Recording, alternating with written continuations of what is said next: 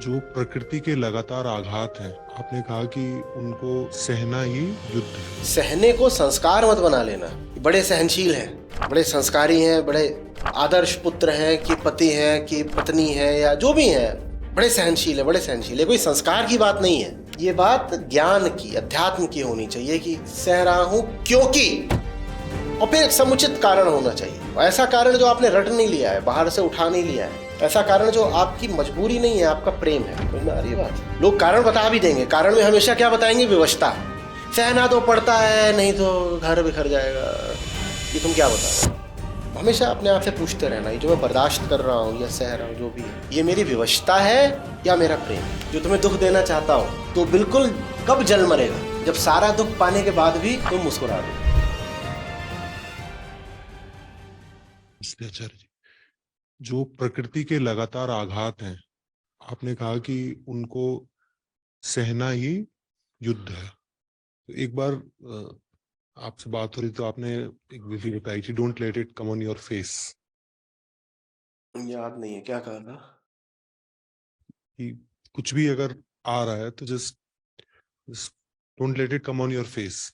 और मैंने जहां पता है कि हार जाओगे वहां से बचा लो और कहीं भी आघात सह लो, ये कहा था। कैजुअल कॉन्वर्सेशन था, उसमें ऐसे ही कहा था कि I don't let it show up on my face. अच्छा, प्रदर्शित मत करो, पी जाओ, पी जाओ। पी जाओ। हाँ ठीक, that's work greatly for me. हाँ ठीक है। और मेरा इसमें एक जो डाउट है वो ये है कि इस तरीके से उसको, जो फ्रॉइडियन रिप्रेशन होता है, वो भी तो क्या वो इससे मिलती जुलती वो होता है जब बिना जाने समझे तुम्हें बोल दिया जाए कि दिखाना मत कि डरे हुए हो। अभी तुम जानते हो कि विधि कैसे काम कर रही है ना, इसलिए तुम कुछ कर रहे हो, तुम उस विधि के ज्ञाता हो। डिप्रेशन, सप्रेशन, ये सब घातक तब होते हैं, ये भीतरी बीमारी तब बनते हैं जब तुम्हें कुछ पता नहीं है कि तुमने क्या कर डाला भीतर। जब जानते बूझते कर रहे हो तो फिर ज्ञान सब्लिमेट कर देता है, जला देता है, वो नहीं भीतर फिर छुपने देता कि मामला सपनों में या किसी और तरीके से फिर विस्फोट से सामने आए। तो अभी एक ऐसी स्थिति, उदाहरण के तौर पर ऐसी स्थिति अचानक से जन्म गई, प्रकृति का आघात हुआ, जिस जो स्थिति प्राकृतिक रूप से मुझसे ये प्रतिक्रिया चाहती है जिसमें मैं पूरा एक बहू है, उसको संस्कारित कर दिया गया है, ऐसे बहुत सड़ा गला उदाहरण ले रहा हूं, तो संस्कारित कर दिया गया है कि तू ससुराल जा रही है, वहां सास ससुर और बाकी लोग जो भी करेंगे वो तो तुझे बस सहना है, मुंह मत खोल देना। वो एक बात होती है, वो एक बात होती है।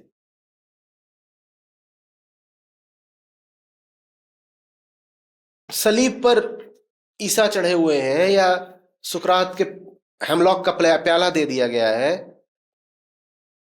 और वो जानते बूझते जो कर रहे हैं वो कर रहे हैं, वो बिल्कुल दूसरी बात होती है। सह वो बहू भी रही है और सह सुकरात भी रहे हैं, लेकिन सहने सहने में अंतर है ना। एक काम है जो बिल्कुल बेहोशी में इसलिए करा जा रहा है कि तुम्हें कह दिया है कि तुम सहना, और तुमने कभी सवाल भी नहीं पूछा क्यों सहे, क्या बात है।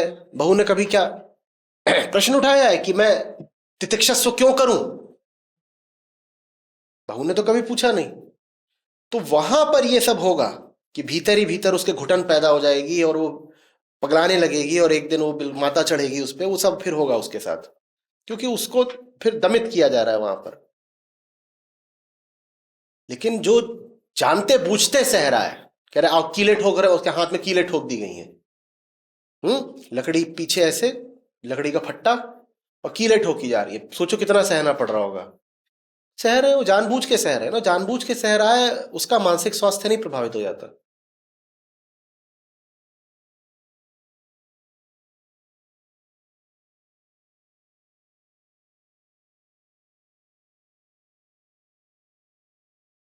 तो इससे लेकिन एक सावधानी की बात पता जरूर चलती है, सहने को संस्कार मत बना लेना। बड़े सहनशील हैं, बड़े संस्कारी हैं, बड़े आदर्श पुत्र हैं कि पति हैं कि पत्नी है या जो भी है, और बड़े सहनशील है, बड़े सहनशील है। कोई संस्कार की बात नहीं है। संस्कार माने तो अज्ञान, अंधेरा, आदत, बस एक बाहरी आचरण की चीज संस्कार। ये बात ज्ञान की, अध्यात्म की होनी चाहिए कि सह रहा हूं क्योंकि, और फिर एक समुचित कारण होना चाहिए।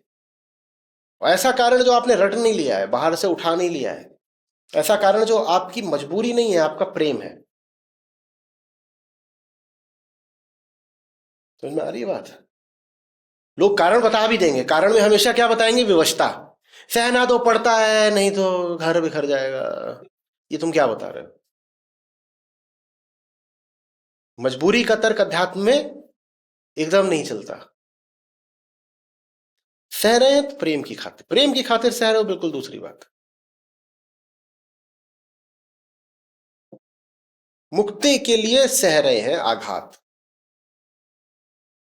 मुक्ति के लिए आघात सह रहे हैं। आघात से एक छोटा सा गद्य है कि बुंद आघात नहीं,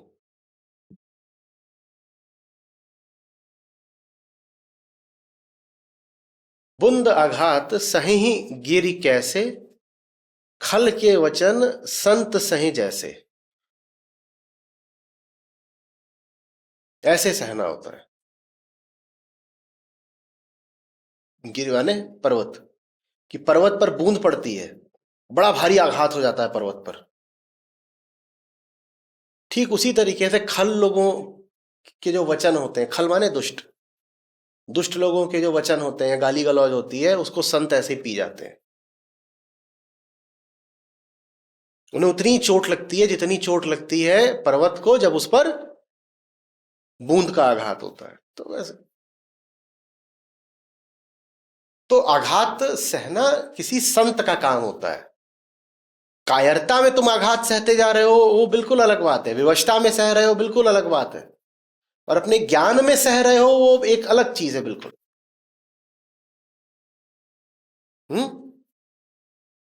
हमेशा अपने आप से पूछते रहना, ये जो मैं बर्दाश्त कर रहा हूं या सह रहा हूं, जो भी है, ये मेरी विवशता है या मेरा प्रेम?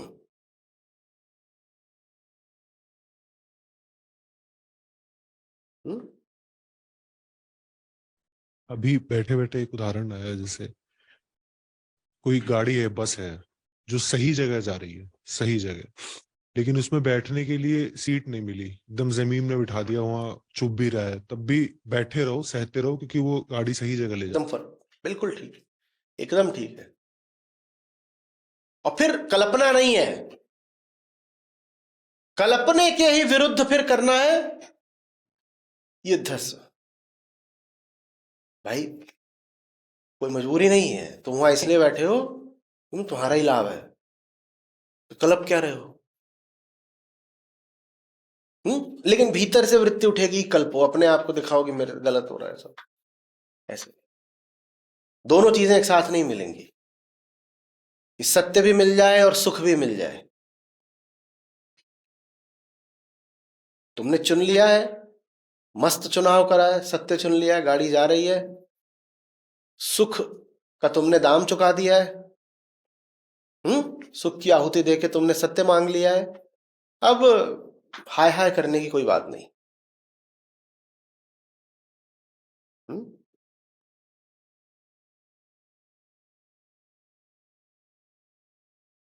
और बीच रास्ते में अगर सीट खाली हो जाए, मिल जाए, तो बैठ भी जाओ। क्यों नहीं? कोई अपना शहीद थोड़ी बनाना है जानबूझ करके। ये थोड़ी करना है कि अंदर सीटें खाली हैं तब भी बाहर जाके पीछे सीढ़ी से लटक गए, हाँ, उधर सेल्फी ले रहे हैं अपनी, दिखाने के लिए कि हम बड़े भारी शहीद हैं। बीच बीच में जीवन सुख भी दे देता है, काहे को छोड़ देना? जब हम दुख को नहीं रोक सकते आने से और सुख आ रहा है, उसको काहे को वर्जित कर दें? मिल गई सीट, बैठ ही जाओ, क्या समस्या है? कोई मीठे सज्जन लड्डू इत्यादि वितरित करना शुरू कर दें, बस में होते हैं लोगों के मन है, तुम एक की जगह दो धपच दो। यही सब विलासिताएं होती हैं सत्य के साधक की। इनसे अपने आप को वंचित रखने में कोई शूर गति नहीं है। जो सत्य के लिए बड़े से बड़ा दाम चुका रहे हो, उनको जब सांयोगिक सुख मिले तो उठा लेना चाहिए। और जीवन ऐसा है कि अगर दुख देता है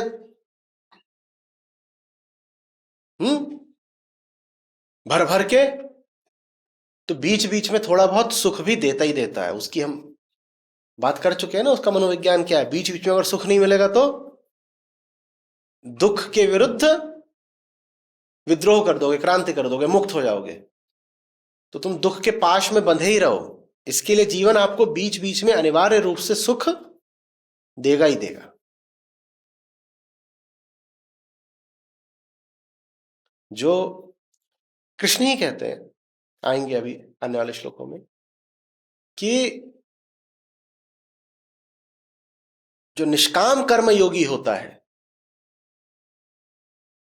वो कर्म फल को भोगता तो नहीं ही है, वो कर्म फल का त्याग भी नहीं करता है। कितनी सूक्ष्म बात है, क्योंकि कर्म फल का त्याग करना भी कर्म फल से एक रिश्ता रखने की बात हो गई। तो चलते चलते अगर लड्डू मिल गया तो खा लेंगे, चलते चलते लड्डू मिल रहा है और आप उसको ठुकरा दें तो यहां भी फिर अहंकार प्रदर्शित होता है।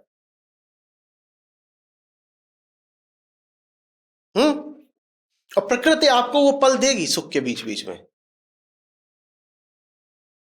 ग्रीष्म की धूप है और लू बह रही है और धूल और पसीना, और फिर बिल्कुल ऐसा होगा कि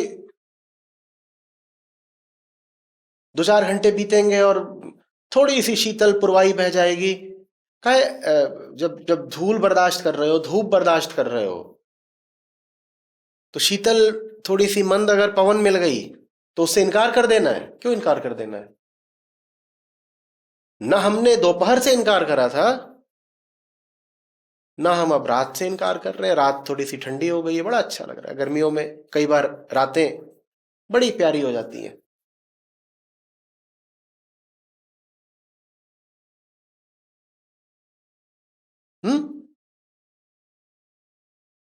सांझ ढली, मस्त सूर्यास्त देखा। लेकिन ठीक वैसे जब सूरज सर पे चढ़ा हुआ था और ऊपर से दंड बरसा रहा था, हम भीतर से नहीं कप गए। वैसे ही जब अब सूर्यास्त को देख रहे हैं और बड़ा सौंदर्य है, तब भी हम भीतर से नहीं दीवाने हो जाएंगे। हाँ, लेकिन अब बाहर बाहर सुख मिल रहा है तो ले भी लेंगे। खड़े हो गए, अपना देख रहे हैं, ऐसे मान लो वहां पे क्षितिज पर समुद्र पार ढल रहा है सूरज, या आप पहाड़ पर खड़े हो वहां ढल रहा है, कहीं भी छत पर खड़े हो अपने, सूरज ढल रहा है, देख लिया, अच्छी बात। सुख मिला बीच में, क्या किया? लूट लिया। जिंदगी लगातार सोटे तो बरसा ही रही है, मौका मिला बीच में एक चुटकुला जड़ दिया, लो अभी क्या दिक्कत?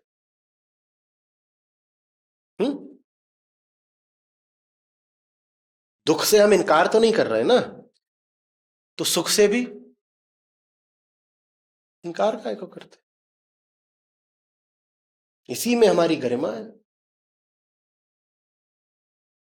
इसी में प्रकृति के प्रति हमारी अस्पृश्यता है।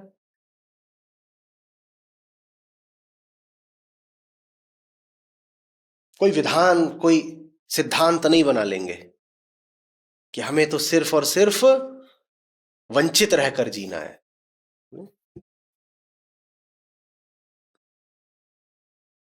हम लोग तो ये बहुत नए हो गए, तो पहले साधु वगैरह होते थे, उनकी मौज बड़ी निराली होती थी। आज की भाषा में कहें तो एकदम फन लविंग साधु। हाँ, उनकी जो सेंस ऑफ ह्यूमर थी वो हमें आज पकड़ में नहीं आएगी। हमें लगेगा कैसी इनकी वियर्ड सेंस ऑफ ह्यूमर है। पर जैसे वो हर समय तलाश में ही रहते थे कि मौज कहाँ है, हाँ, वो उनकी वो वाली मौज बिल्कुल भी नहीं है जैसी आज के कल्चर में है। पर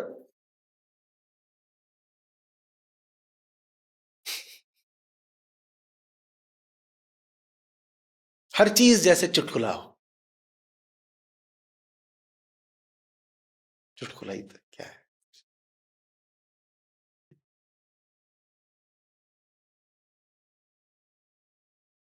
एक को एक दफा मुझे ध्यान है, एक साधारण सी शर्ट दे दी गई,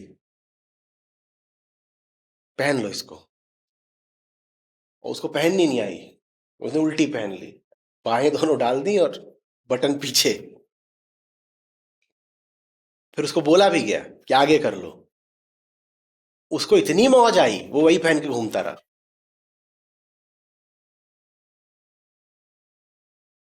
ये जीवन के प्रति जैसे उसका युद्ध था। ये तुम्हारा काम है रोज प्रताड़ित करके हमें गंभीर बना देना। तुम तो चाहते ही यही हो ना, कि तुम हमें दुख दो और हमारे मुंह पर दुख की छाया दिखाई दे। तुम यही चाहते हो ना, जो तुम्हें दुख देना चाहता हो। उसको चिढ़ाने का सबसे अच्छा तरीका क्या होता है जानते ही हो। कोई अगर कोशिश ही यही कर रहा है कि तुम्हें दुखी कर दे, तो बिल्कुल कब जल मरेगा, जब सारा दुख पाने के बाद भी तुम मुस्कुरा दो। लगभग यही बात। हालांकि इसमें भी उनकी कोई लिप्सा नहीं है, ऐसा नहीं कि वो प्रकृति से उलझना चाहते हैं, पर अपनी मौज है।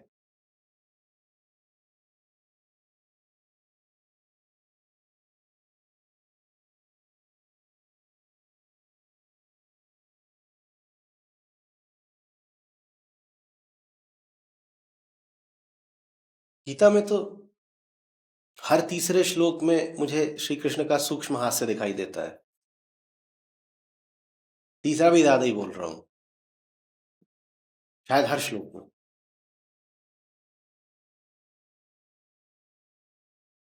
अब अर्जुन बुरा मान जाएंगे, ऑफेंड हो जाएंगे, इसीलिए ठठा कर नहीं हंस सकते हैं कृष्ण। नहीं तो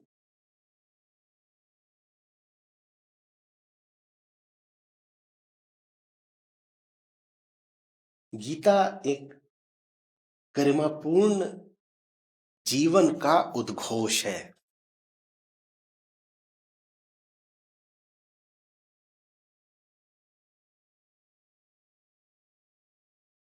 साधारण, दमित,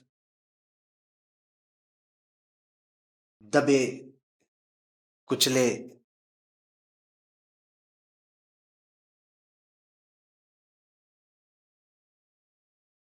ढर्राबद्ध जीवन के विरुद्ध।